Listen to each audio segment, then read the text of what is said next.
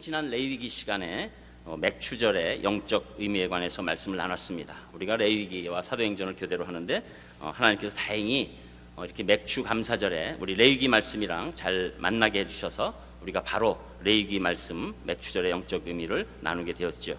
오늘은 희년의 영적 의미를 나누고자 합니다. 우리가 희년이라는 얘기는 많이 들었어도 거기에 대해서 확실한 뜻을 잘 모르는 분들이 많기 때문에 오늘 이 말씀을 들으시면 희년이 이래서 사람들이 이렇게 희년했구나 라는 것들을 우리가 깨달을 수 있습니다. 또 우리가 지원하는 선교회 가운데서도 희년선교회라는 이름이 있는데 그 희년선교회도 또 어떻게 되는 것인지 우리가 생각해 볼 기회가 되는 것이죠.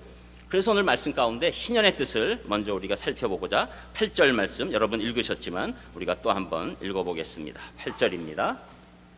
8절 시작.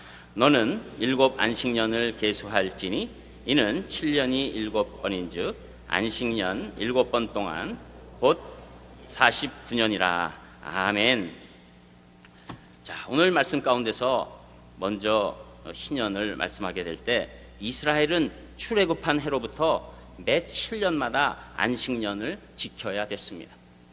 이것은 지금 세상에서도 그래서 이 안식년 제도 특별히 대학에서 강의하시는 분들을 통해서 안식년 제도가 정착화되어 있죠. 그래서 안식년에 7번째 안식년 보냈다. 그러니까 안식년을 7번 보냈으니까 몇 년일까요? 49년이죠. 그리고 그 다음 해를 희년으로 지키려고 하셨습니다. 그러니까 50년 만에 한 번 오는 해입니다. 그래서 우리말로 이제 희년이라고 하지만 히브리어로 그 원어에 의미가 있는 것이죠. 그래서 히브리어로는 이 요벨이라고 합니다. 히브리어 요벨은 제사장만이 가지고 있는 특별한 나팔을 가리키는 거죠. 그래서 이 특별한 나팔, 이 요벨이 영어음으로 바뀌면 조벨이 되고 여기서 희년이란 뜻인 그 주빌리가 되는 겁니다. 그래서 여러분 주빌리 이런 얘기도 많이 들어보셨죠? 그 주빌리가 바로 희년의 뜻이 되는 것이고 한자로는 기쁠 희자를 써서 우리가 희년이라고 하는 것인데 여기에 관해서 우리 중요한 4가지 영적 의미가 있는 것이죠. 여러분 희년의 첫 번째 영적 의미는 용서에 있습니다. 그 말씀이 9절에 나오는데 우리 9절도 한 목소리로 읽어보겠습니다. 우리 9절 시작. 7째 달 열흘날은 속죄이니 너는 뿔나팔 소리를 내되 전국에서 뿔나팔을 크게 불지며. 아멘. 여러분 희년이 되는 7월 10일 사실은 이날 백성의 대속죄일입니다. 그때 수양의 뿔로 만든 양각나팔을 크게 불면서 온 땅 거민들에게 자유와 해방을 선포하고 희년을 지키게 되는 것이죠. 희년을 선포하는데 백성의 대속죄일이 될 때 뿔나팔 불면서 희년이 왔음을 선포하라고 말씀하는 겁니다. 희년의 선포, 이것은 백성의 대속죄일과 아주 밀착되어 있습니다. 대제사장이 백성의 죄를 가지고 하나님의 지성소에 들어가서 속죄소에서 피를 뿌리면서 용서를 구하는 그 시간에 백성들에게는 희년을 선포하라 이렇게 먼저 말씀하는 거죠. 백성의 죄악이 용서받는 결정적 시간이라는 겁니다. 매년 용서받는 일들이 있지만 이 50년 만에 맞는 희년의 대속죄일에 이 선포는 엄청난 선포라는 거예요. 아주 큰 용서가 임한 그 놀라운 선포가 된다는 것이죠. 이날 이 이스라엘 사람들은 자신들이 용서받음을 다시 한번 확인하는 겁니다.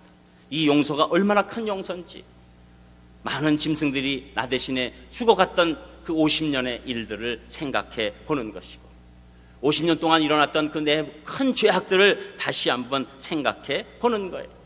그러니까 희년이 선포될 때 내 죄악이 용서됐다, 용서함 받았다, 그것을 느끼는 것이 희년의 중심 가운데 있는 것입니다. 여러분 우리가 사실은 용서하라는데 용서할 힘이 있어야지 용서를 하지요. 용서할 힘이 없는 겁니다. 우리가 이 땅에 하나님 없이 살 때는 용서할 수 있는 힘이 없어요. 그래서 해야지 하는데 안 되지요. 그렇기 때문에 예수님께서도 마태복음 18장에 만달란트 빚진 자 그리고 100데나리온 빚진 자에 관한 비유를 해주시는 거죠. 만달란트 이것은 어마어마한 돈입니다. 셀 수 없는 돈을 탕감받았어요. 근데 자기가 나가면서 자기에게 100데나리온 얼마 안 된 돈을 빚진 자를 감옥에다 넣는 그런 일을 예수님이 비유로 들어주신 거죠. 여러분, 우리가 엄청난 용서를 받은 것에 관한 확실한 인식이 없으면 다른 사람을 절대 용서할 수가 없는 거예요. 용서하려고 해도 오히려 분노가 일어나는 것입니다. 그러나 이 희년의 예표는 사실은 희년 그 자체에 있는 것이 아닙니다. 이 희년의 예표는 바로 십자가를 향하고 있는 거예요. 십자가에서 우리의 속죄제물이 되셔서 우리가 완전히 용서받았다. 우리의 붉은 죄가, 진홍보다 붉은 죄가 양털보다 희게 됐다. 흰눈보다 더 희게 됐다. 그 선포가 우리에게 있는 것이죠. 그 선포가 있기 때문에 우리가 그제서야 다른 사람들의 그 잘못을 작게 바라볼 수 있는 것입니다. 큰 용서, 어마어마한 용서, 무한대의 용서가 우리에게 임했기 때문에 우리 인간 사이에 있는 어떠한 일도 우리가 용서할 수 있다. 이렇게 고백하는 게 희년의 첫 번째 정신이 되는 것이죠. 그래서 예수님을 구주로 믿는 사람들의 가장 큰 표징은 용서입니다. 인생에서 나는 절대 용서를 할 수 없다고 선포하는 것은 진정한 믿음이 없다고 선포하는 것과 같은 것입니다. 저는 우리 사랑하는 산상교회 성도님들이 사람의 힘이 아닌 하나님의 힘으로 용서하면서 사시기를 주님의 이름으로 축복합니다. 여러분, 두 번째 또 이 희년의 영적 의미는 무엇입니까? 그것은 자유예요. 자유에 관한 말씀 10절에 나옵니다. 우리 10절도 또 한 목소리로 같이 읽겠습니다. 시작.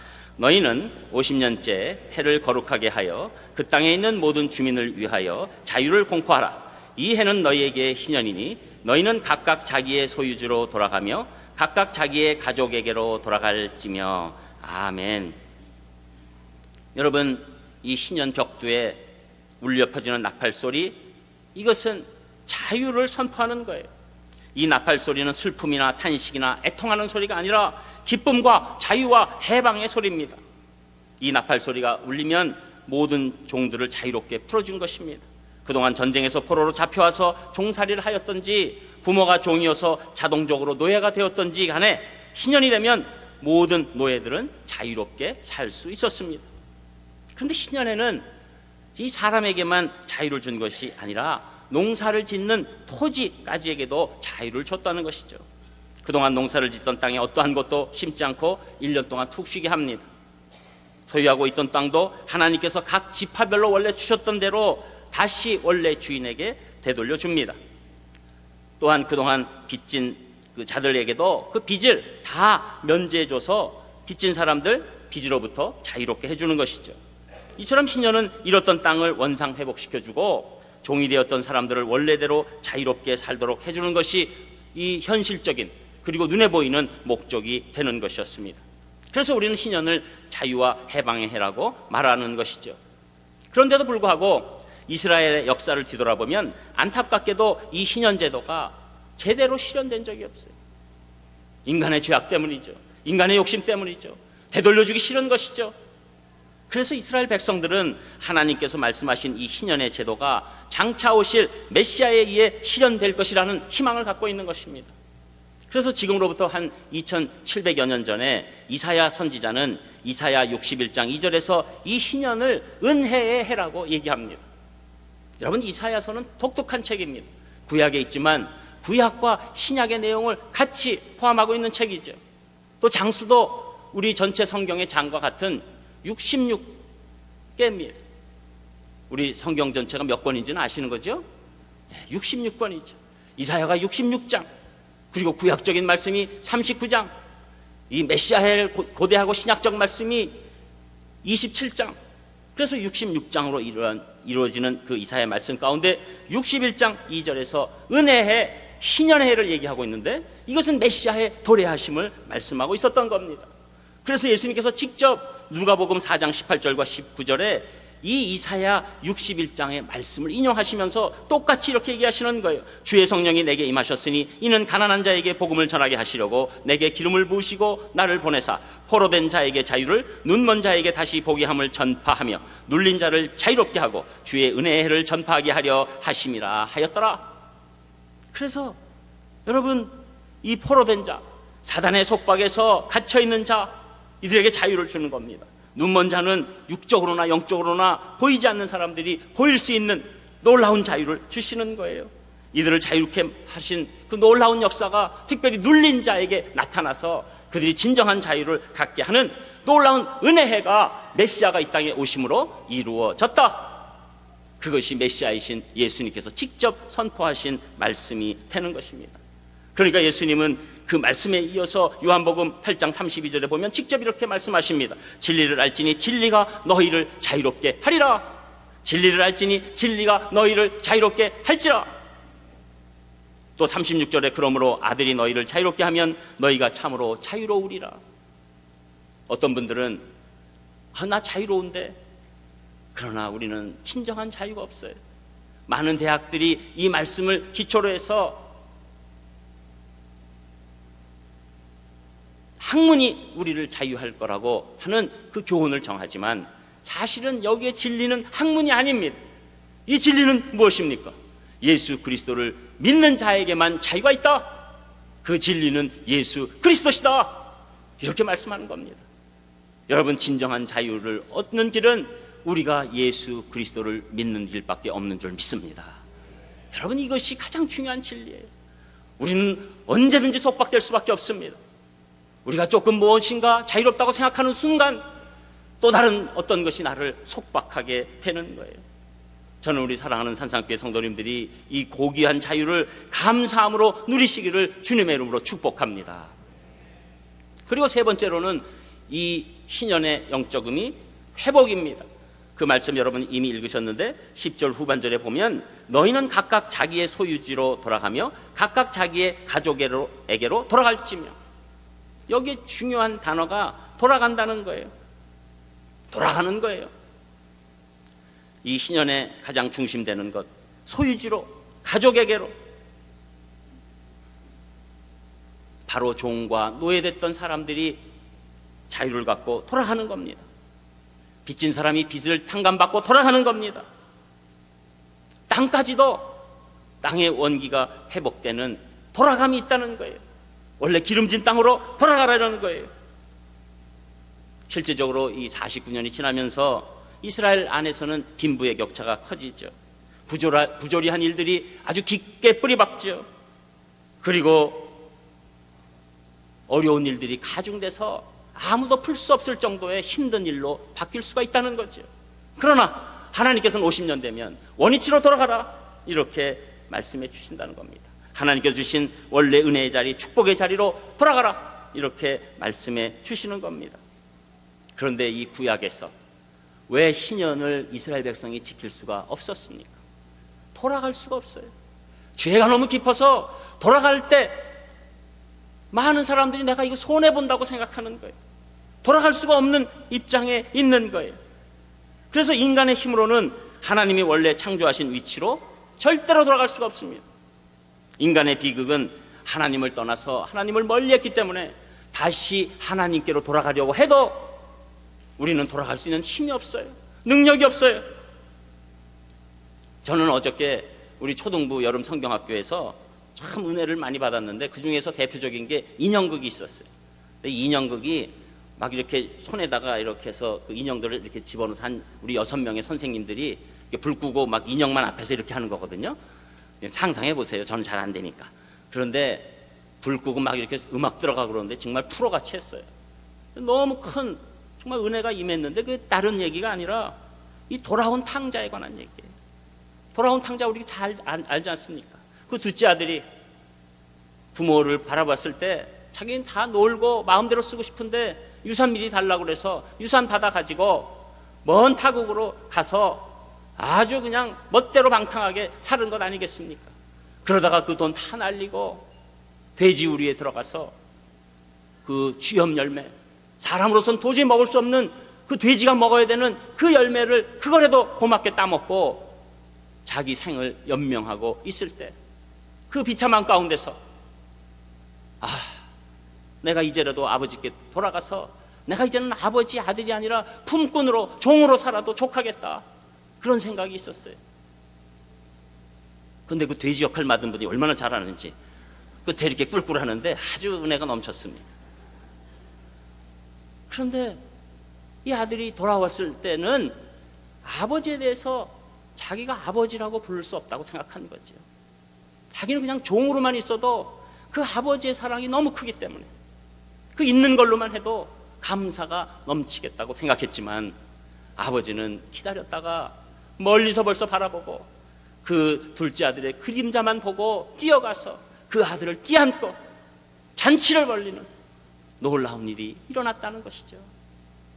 여러분, 우리 인간의 힘으로 내가 돌아간다고 해도 온전히 돌아갈 수 없지만 아버지가 나를 끼안아 주실 때 내가 그때 다시 자식이 되는 줄 믿습니다.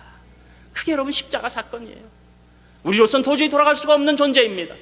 그러나 하나님께서 우리를 너무 사랑하셔서 자기 아들 예수 그리스도를 십자가에 못 박기까지 사랑하시면서 우리를 기다리시고, 우리 각개인의 인생에 있어서는 가장 하나님을 믿을 만한 때에 성령님으로 찾아가셔서 노크하시고, 내가 너를 이렇게 사랑한다, 내가 너를 이렇게 보고 있었다, 내가 너를 사랑하는 증거가 이것이다, 네가 지금 어렵고 힘들지라도 나는 처음부터 끝까지 너를 사랑하지 않은 적이 없다. 이것을 깨닫는 순간 우리에게는 진정한 회복이 임하는 것입니다. 여러분, 이것이 신년의 의미예요. 우리 인생은 절대로 사람의 힘으로 온전한 회복이 일어날 수 없어요.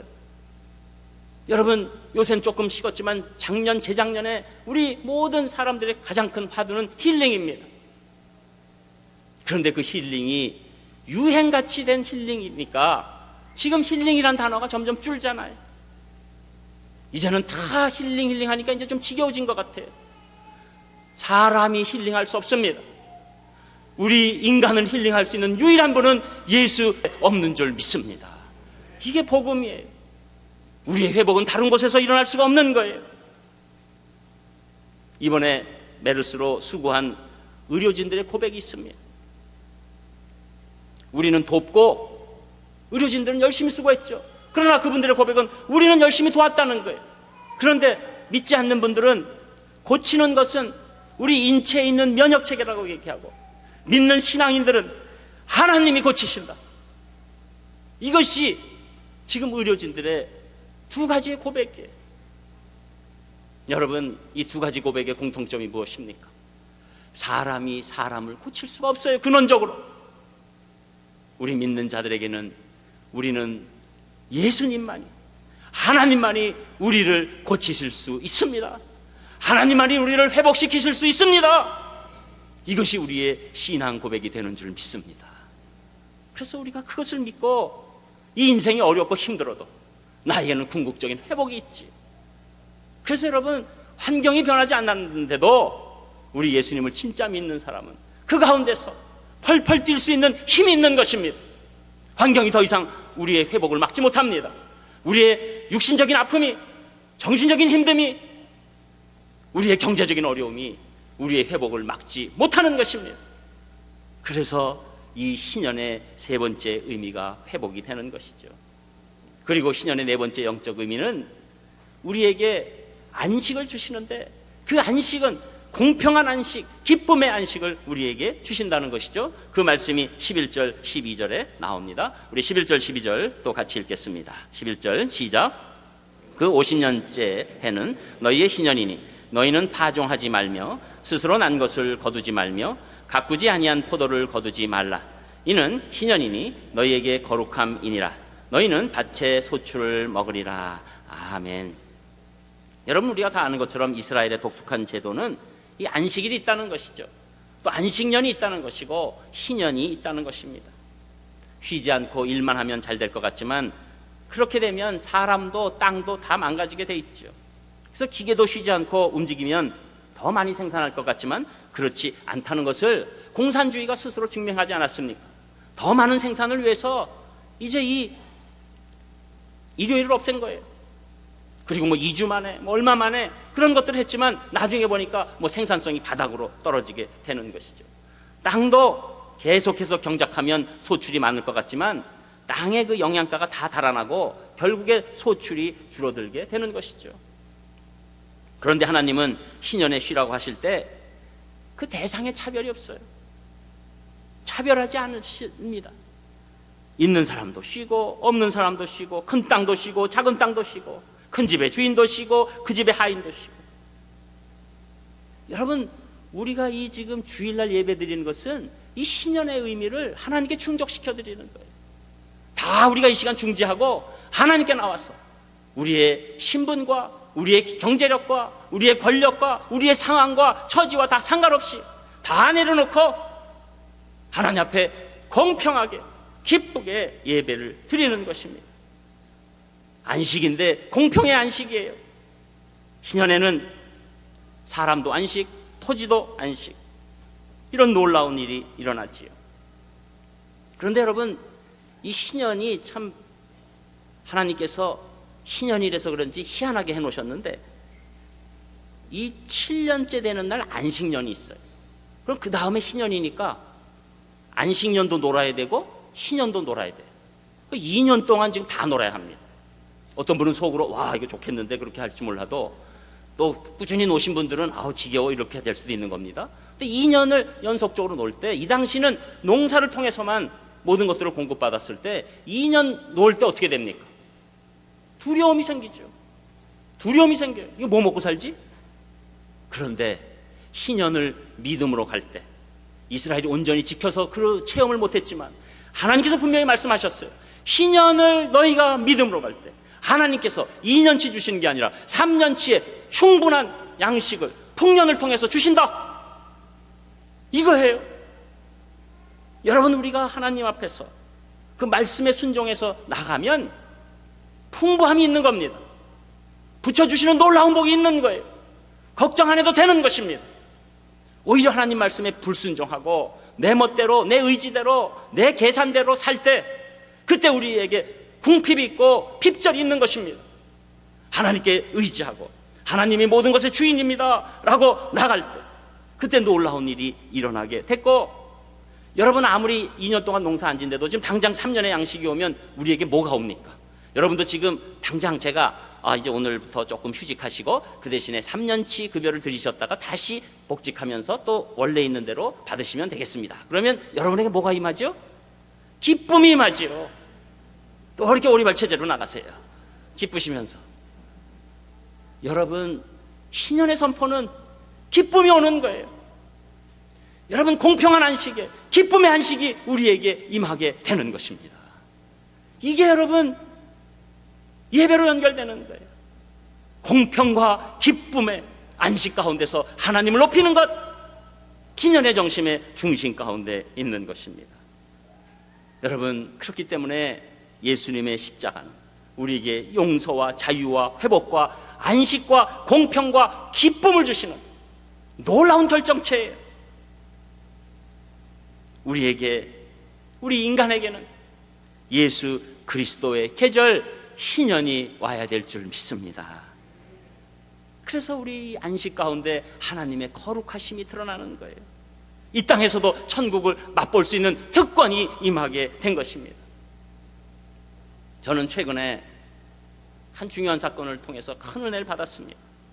지난 6월 17일 미국 남부 사우스캐롤라이나 주의 찰스톤이라는 시에 중심가에 위치한 역사적인 흑인 교회인 임마누엘 아프리칸 감리교회에서 인종차별에 심취된 한 백인 남성이 총격을 가해서 성경 공부하던 중 기도하던 9명의 성도님들이 사망하는 참극이 빚어졌습니다.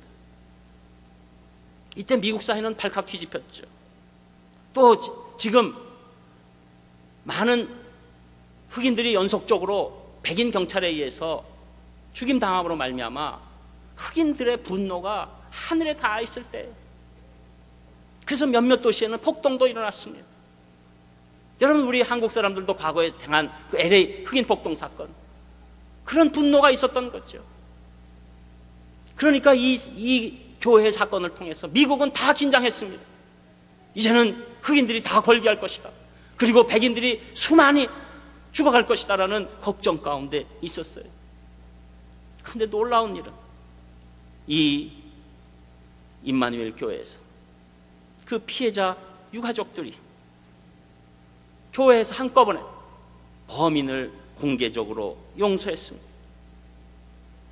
여러분, 어떤 분들은 난 그런 거 싫어, 어떻게 내 가족이 죽는데 그렇게 금방 용서할 수 있다고 얘기할 수 있어? 그건 가짜 용서야. 이렇게 생각할 분도 있을 줄 압니다. 그러나 여러분, 우리가 예수 그리스도로 말미암아 진짜 성도 되면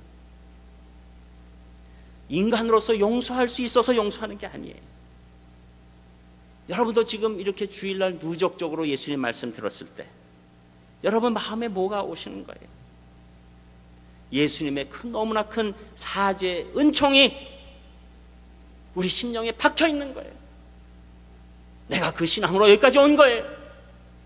그렇다고 그러면 내 가족이 죽었지만, 내 인간으로서는 할 수 없지만 용서할 수밖에 없다는 결론에 이르게 되는 것입니다.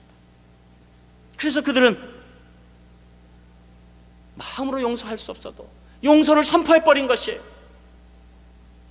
그런데 여기서 끝나지 않습니다. 며칠 후 오바마 대통령이 추모식에 왔어요. 40분의 연설을 하고 한 찬송가를 불렀을 때 그 제목은 Amazing Grace, 우리의 찬송가 305장 나 같은 죄인 살리신, 그것을 불렀을 때 그곳에 모인 정치인, 경제인 모든 사람이 다 그 찬양을 불렀어요. 여러분, 이것은 우연이 아닙니다. 여러분, 우리는 오바마가 동성애를 합법화해서 어떤 분들은 뭐라고 하는 분도 있지만 하나님의 역사가 사람들의 생각보다 더 큰 거예요. 그것은 가족들을 위로한 겁니다. 오바마의 그 나 같은 죄인 살리신 그 찬송은 너희들의 용서함이, 내가 안다, 네가 나 같은 죄인 살리신 것을 진짜 느끼는구나, 그러니까 네 가족을 죽인 사람도 용서할 수 있는 힘이 있구나, 신현이 맺구나. 하나님의 선포가, 하나님의 섭리 가운데서 대통령도 그 찬송을 하지 않을 수 없는 놀라운 역사가 일어나게 된 줄 믿습니다.